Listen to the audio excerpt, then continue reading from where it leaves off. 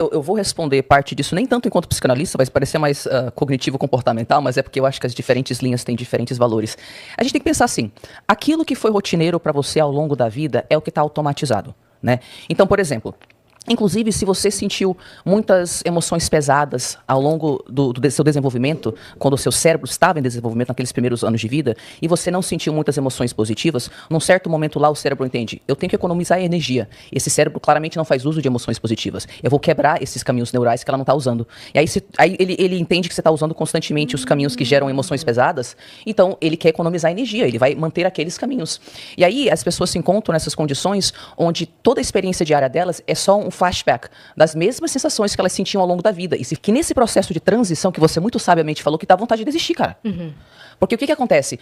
Num primeiro momento, mesmo que você tenha lucidez intelectual de que aquele seu jeito de agir, interpretar e sentir não convém mais, você não vai conseguir pensar, sentir e agir de forma espontânea, diferentemente no início.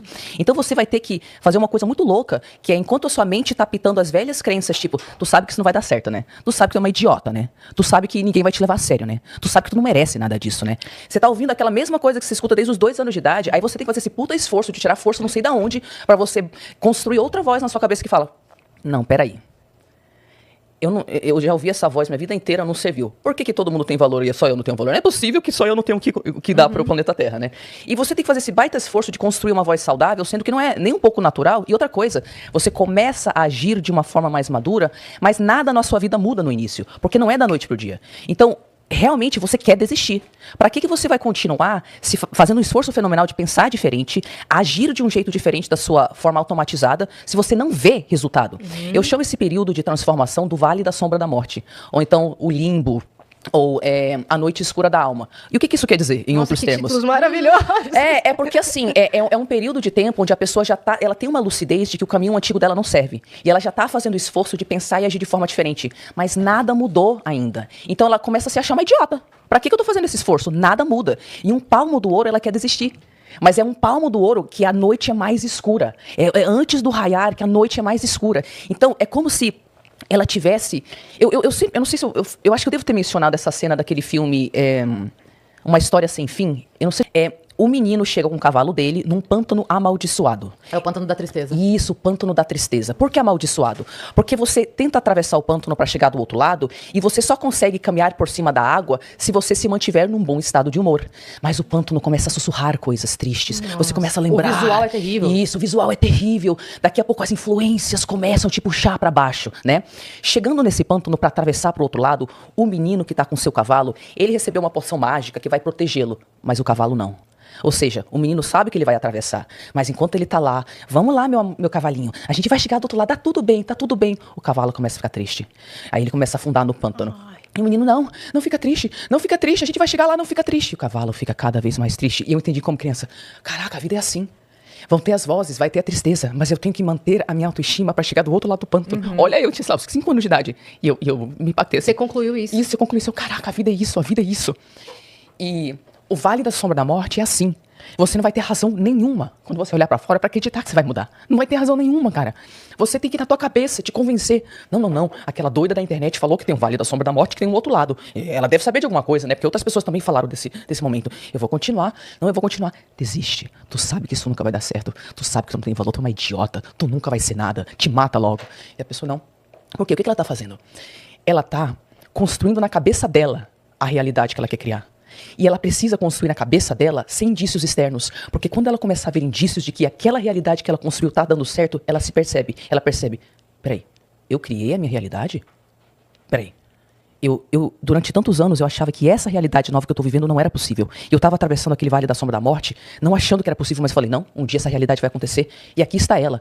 Quer dizer que foi pelo fato de que eu consegui ser minha terapeuta nos momentos que eu queria desistir. Foi o fato de que eu não me abandonei nos piores momentos que fez com que a realidade que eu visualizei 9 anos atrás, 10, 14 anos atrás, se concretizasse? Sim.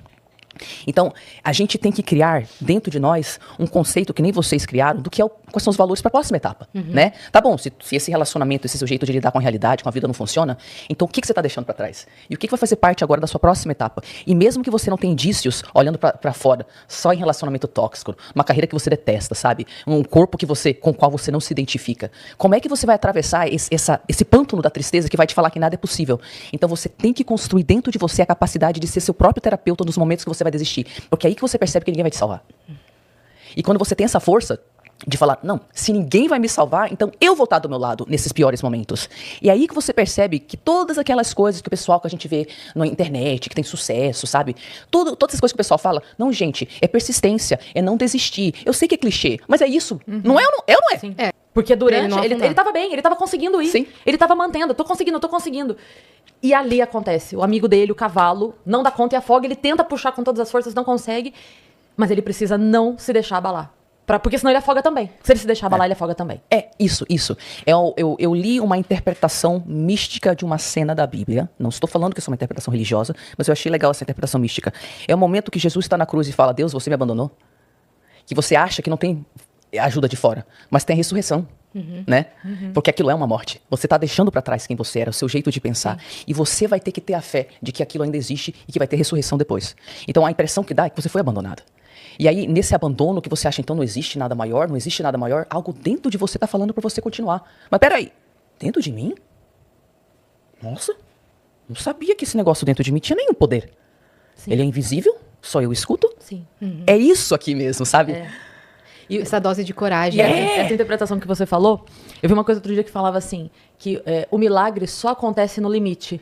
Não tem um milagre quando quase deu errado, quando quase tá ruim, quando quase... Então, assim, se tivesse um pouquinho de vinho naquele casamento, Jesus não teria transformado tantos galões de água em vinho, sabe?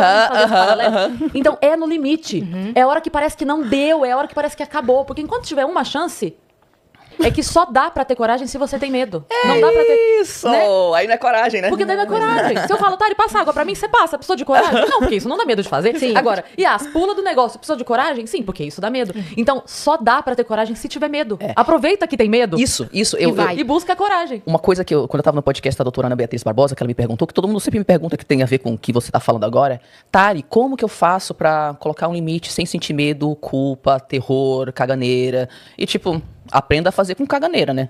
Essa é a resposta. Papel higiênico, né? A frase do dia. Aprenda a fazer com caganeira. Pega um papel higiênico bem fofo, que você vai usar muito. Folha tripla. Exatamente.